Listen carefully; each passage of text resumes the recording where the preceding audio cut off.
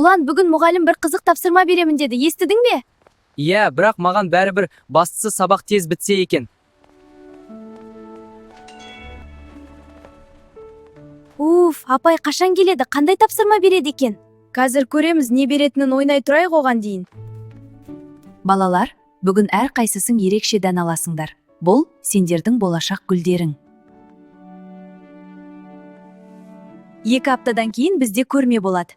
Кімнің гүлі ең әдемі болса, сол жеңімпаз атанады. Ой, мұнда тұрған не бар? Су құясың, жерге қоясың, бітті. Ертеңе айналсамыз. Соны айтам, қазір ойнау керек.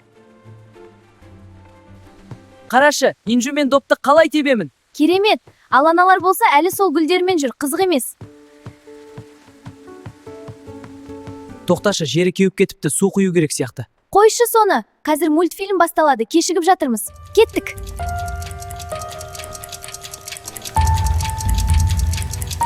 Уақыт әлі көп, үлгереміз.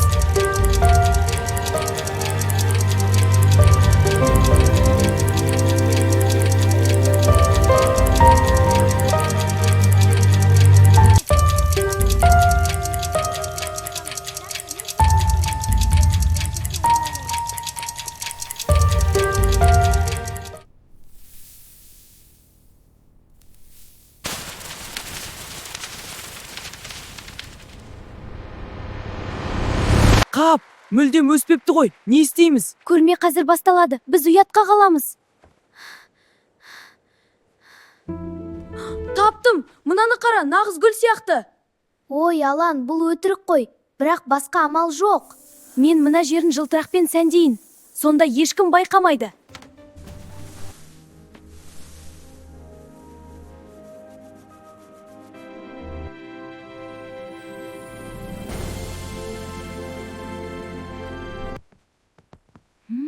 Қандай қызық гүл, тіпті жапырақтары да қозғалмайды екен. Бұл өте сирек кездесетін түрі, апай. Балалар, еңбекті алдау мүмкін емес. Бұл гүл өспеген. Кешіріңізші, апай, біз жай ғана. Балалар, еңбексіз нәтиже болмайды. Бірақ қателікті түзетуге ешқашан кеш емес. Мен сендерге тағы бір мүмкіндік беремін. Рахмет, апай. Бұл жолы біз бәрін дұрыс істейміз. Иә, біз уәде береміз.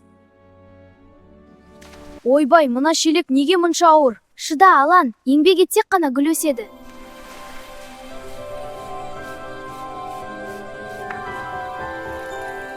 Қарашы, кішкене шықты.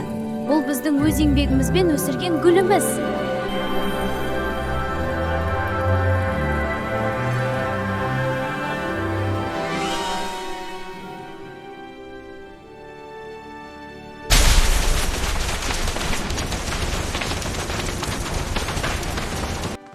Апай, қараңызшы, біздің гүліміз дайын.